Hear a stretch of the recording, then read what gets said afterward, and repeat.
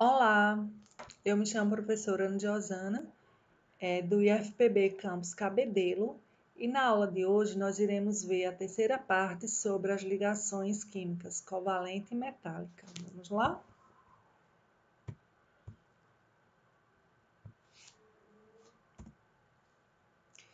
Então, dando continuidade aqui às ligações covalentes, não é? Então, existe uma noção que a gente tem que a ligação covalente, que ocorre pelo compartilhamento de elétron, e a gente viu que nós tínhamos a ligação apolar e polar. Então, a ligação covalente polar, ela tem uma tendência, sim, a ser uma ligação iônica. Por outro lado, a ligação iônica, como vai ocorrer a atração entre o cátion e o ânion, né? Pode ocorrer uma deformação da nuvem eletrônica, ela tende também a ter um compartilhamento do par eletrônico e tender à ligação covalente, né? É o que a gente vai ver na aula de hoje. Então, ligações iônicas versus ligações covalentes.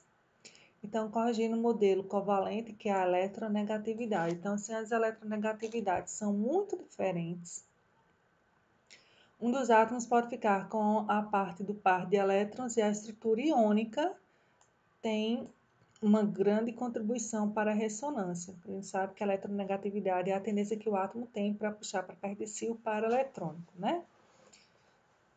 Aqui na minha molécula do HCl, como o cloro é o elemento mais eletronegativo, ele vai formar no caso aqui, o polo elétrico negativo, porque ele vai puxar mais para perto do seu par eletrônico. Por outro lado, vai ficar uma densidade elétrica positiva próxima ao hidrogênio, né? Aí que ele fala que a diferença de eletronegatividade acima de 2 unidades, a gente deve considerar a ligação como iônica. Exemplo, o CSF, fluoreto de césio, o óxido de cálcio. Já se a diferença de eletronegatividade for inferior a 1,5, a descrição covalente da ligação é segura. Então, no caso, vai ser uma ligação covalente polar. E corrigindo o modelo iônico, que é pela polarizabilidade, que é a tendência da ligação iônica ser uma ligação covalente, né? Então, a gente sabe o quê? Que um cátion, né? O cátion é um átomo pequeno, altamente carregado, né? Na presença de um ânion grande, né? A gente sabe que o positivo atrai negativo, o ânion grande já vai ter a tendência a deformar a sua nuvem eletrônica.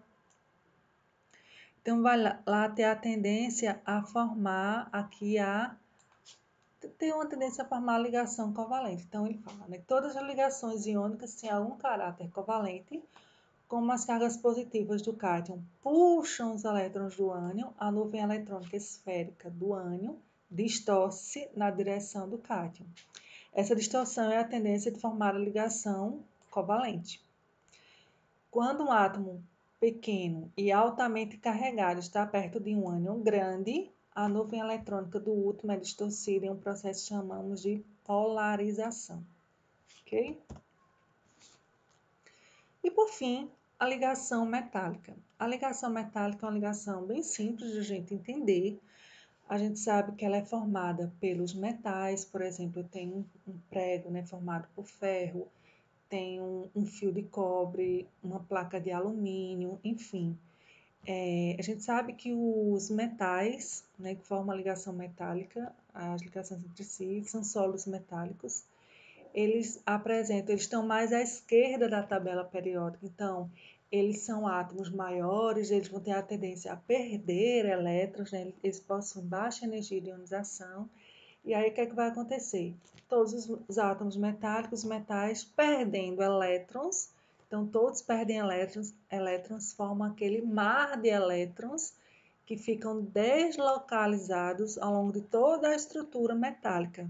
E aí é onde eu espero, né, entender as propriedades dos metais, ou seja, uma boa condutibilidade elétrica, condutibilidade térmica, enfim. Então, aqui me falando, né, denomina-se ligação denomina-se ligação metálica aquela que ocorre pela atração elétrica entre íons positivos, que são os cátions, e os elétrons.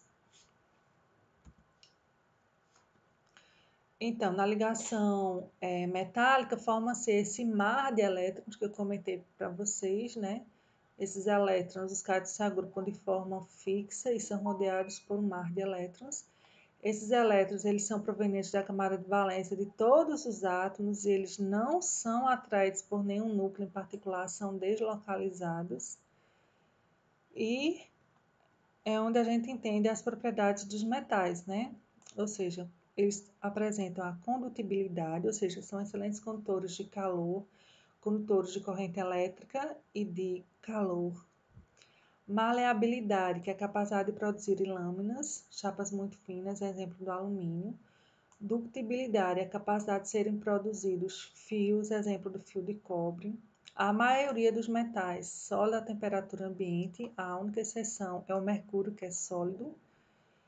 E a maioria apresenta cor prateada, a exceção do cobre, que apresenta cor vermelha, e o ouro, cor dourada. Todos os demais apresentam cor prateada, cinza, né? E aí nós temos as ligas metálicas. As ligas metálicas, elas são formadas pela combinação de pelo menos um metal, pelo menos um deles é um metal, e um outro elemento que é agregado ao composto para melhorar as suas características. Então, por exemplo, os fusíveis, né? O fusível, ele é obtido pela adição de um elemento químico que tem a tendência a reduzir a temperatura lá de fusão, para que o fusível se queime e não venha a queimar o nosso equipamento, né? Nós temos determinadas ligas que são adicionadas outros elementos para aumentar a dureza, para aumentar a resistência mecânica, né? Exemplo do aço, enfim. E aí existem diversos tipos de ligas metálicas.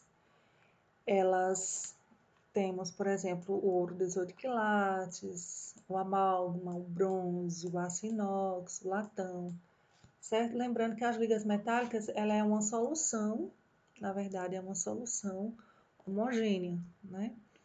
Onde os átomos metálicos eles estão intimamente ligados, formando uma única fase.